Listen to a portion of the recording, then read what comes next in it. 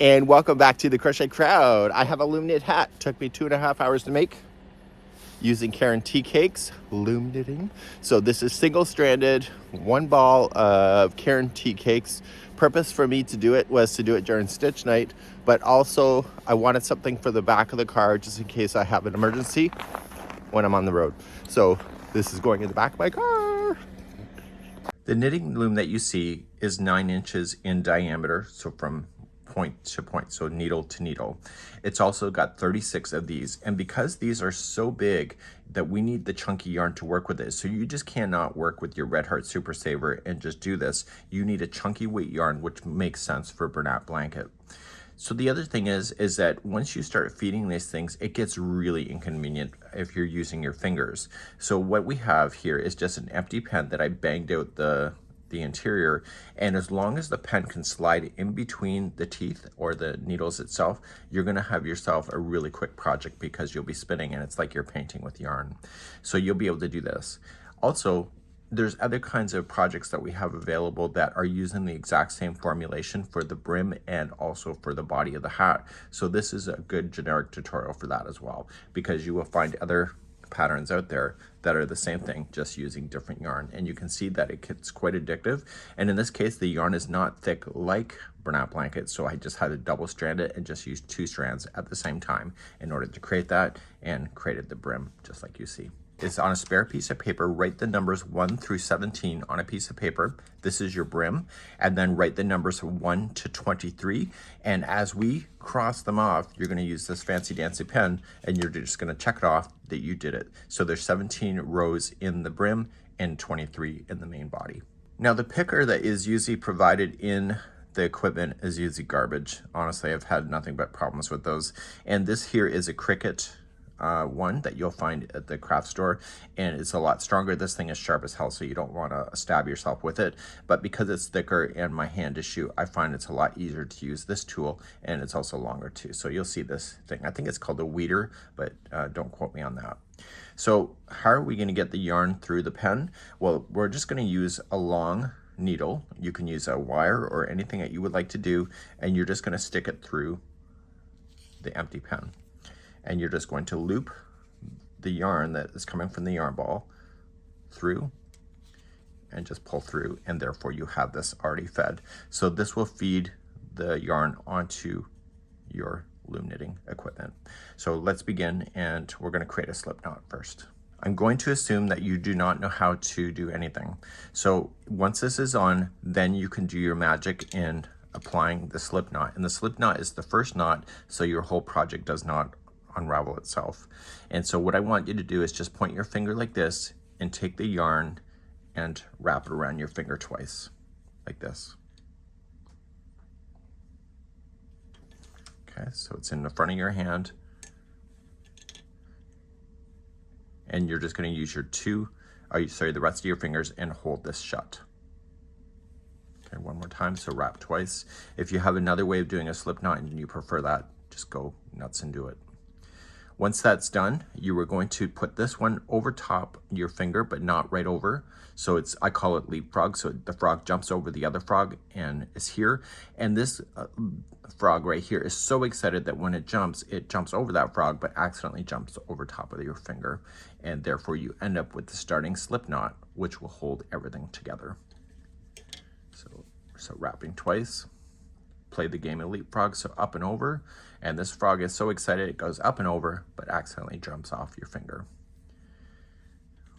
Now you're going to notice is that there's an anchor peg right here. We're going to ignore that. I don't ever use that, and I'm going to use the anchor peg that is before it, so right here. And I'm just going to put this on so that the knot goes into the center of your loom. Once it's on here, you're going to just tug on the yarn that is going towards the yarn ball, and it will tighten it back up to the knitting needle. So there's 36 knitting needles all the way around this thing. Don't over tighten it to the point where you're choking that. If you're choking it, you're going to break things, including your patience. This is much easier to do on top of your lap than it is a table. So you're going to take the yarn feeder, and it's currently on the inside of the loom. You'll go to the next peg. You'll come to the outside of the loom, wrap around, and then back to the center. And then you jump to the next one, wrap, and center. And because it's coming out of the yarn feeder as is, it's going on with the tension that is best for this yarn. So if you use your fingers to wrap this thing, you tend to over tighten. So you're essentially just painting the needles with the yarn feeder. It's called an E-wrap because you're forming the letter E. And you're gonna wrap all the way around. Once you come to the last one, just rest. Just look at it and just use your fingertips and just kind of push halfway down if you were too high. So now we got to wrap again because we're just in the cast on process. So when we wrap again, we're going to start again, starting in the next needle up and just wrap around again. Now the key element is at the end of a wrapping session like this is your last one, because you can see this one already has two. You're going to use your finger and just like a scissors and just kind of hold it. And you're going to use the picker and you were going to pick the bottom one up over top of the top one. And you're just gonna pull it up and over. Now, for myself, I find this is so much easier if you turn the loom over for the remaining of the round. So starting in the remaining of the round, so we were wrapping in this direction, so I'm going to loom knit in the same direction. So we simply just take over the bottom and we use our hands and just kind of pick it off and go forward towards you and get the loose end to come into the interior. So you just scoop and pull. Now when you double strand or triple strand your yarns with loom knitting, this is a lot more stiffer, so you'll find this is easier on your hands as well. So you're going to just knit. So this is just called knitting, and you're gonna knit yourself all the way around. Okay, and now you're done. So now you're gonna go onto your check sheet and you're going to check off that you did round number 1. So in the check sheet, you did round number 1, done. So now you're gonna move on to round number 2, all the way through 17. And we'll do a quick demonstration just to make sure you understand it, and let's begin that. So to start a new round right where you are, you see that you're coming out of this peg here, you're just gonna start E-wrapping the pegs, going the same direction always. Okay, and you just wrap all the way around. Okay, so I can tell that this one already has 2 on it, so that's my last one right here. I'm going to pick it off. So because it's the first one, I pick up and over. That, and then I turn the whole loom upside down, and then I start picking the bottom and pulling it up and over. Okay, so you're gonna knit this around. This will be round number 2. I'll see you at the end of the round. So I've knit all the way around for round number 2, done, check it off, and then you just pick your loom back up and then you restart again. So just look at which one was the last one, because this is coming out, and just start E-wrapping again. So what I want you to do is that I want you to knit up until round number 17. We're currently just finished number 2, and so you'll get those done, and then I'll be back in just a few seconds from now and I'll show you how to form the brim, which is actually kind of really fun. My 17 rounds are complete. If you're ever unsure, if you pull it like this, you can see almost like a spider web, and each one of these is considered a round. So it's 1, 2, 3, 4, 5. You'll be able to count that all the way back to the very beginning. We're now time to form the ring or the brim. So what I want you to do is that this is where we stopped, and we're going to pull, and so we can follow the line straight on up. Even if you're off by 1, it doesn't really matter so much. Now, there's only going to be 1 strand at the end. If it's a double-stranded project, then there will be 2 strands that are working together. So if it's double-stranded, these still will group together like this.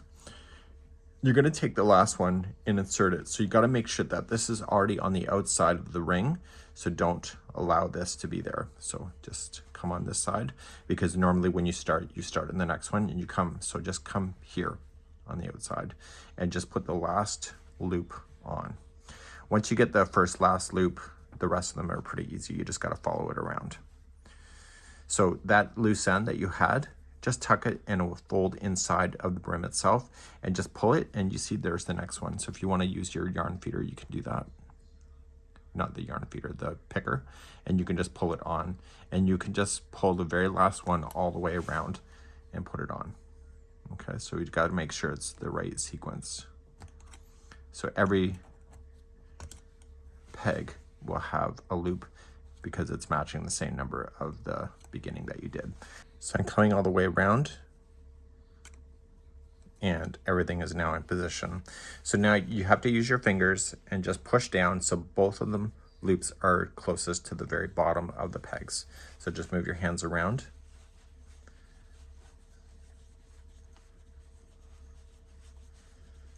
Okay, and we're going to begin, and we need to secure this brim.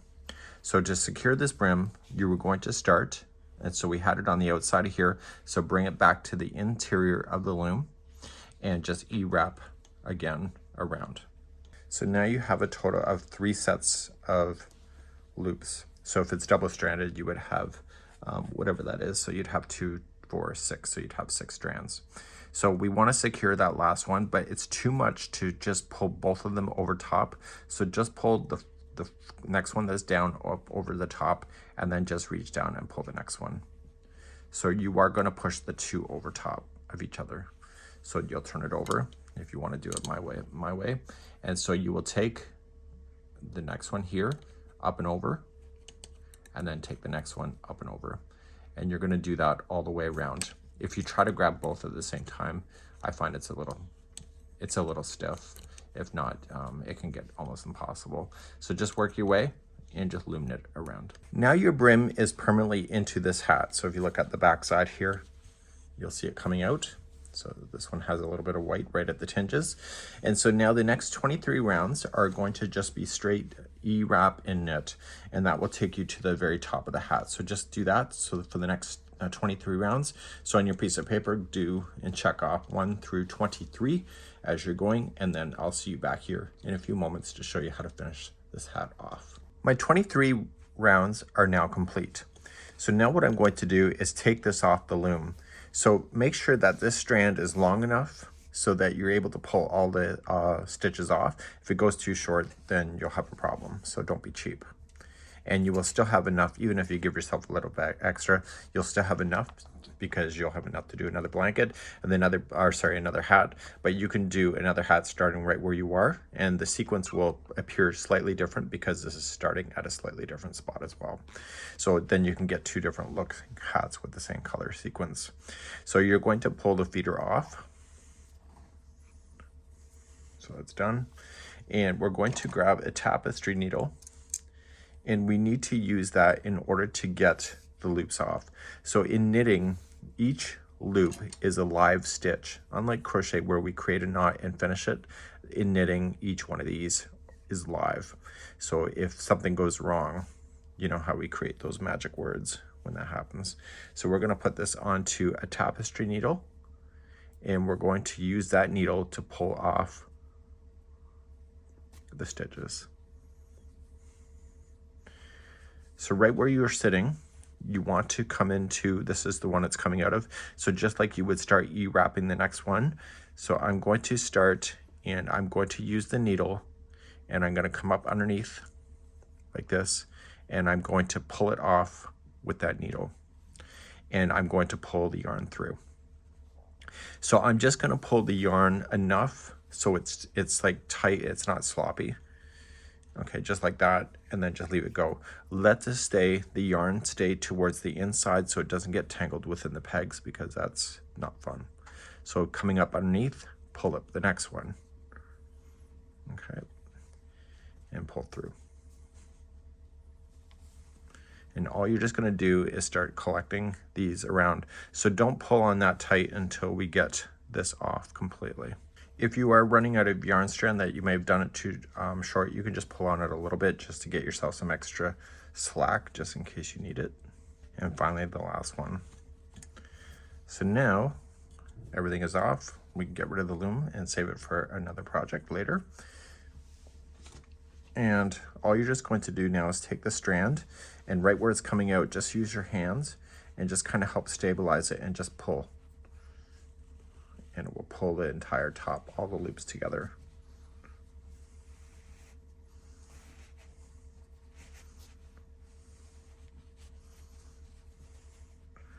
Now, the best way to do this is that right where this is coming out, go completely the opposite over the hole. And then back around to where it's coming out of. So it forms a circle.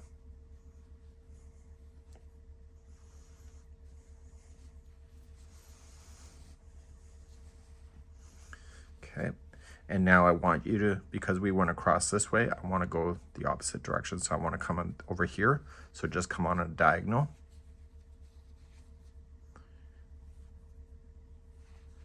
Make sure it's actually catching into some real project, and then come straight across in this direction. So you're creating a cross shape. And pull.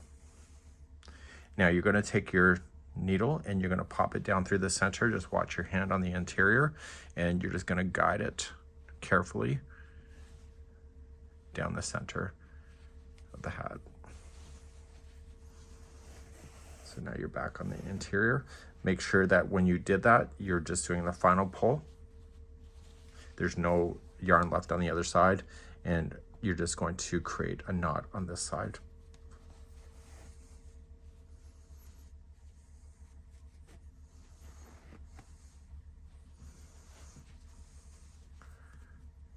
Okay, make sure you go into something real.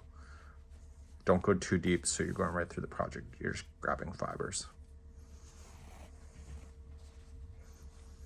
And finally, third time is a charm.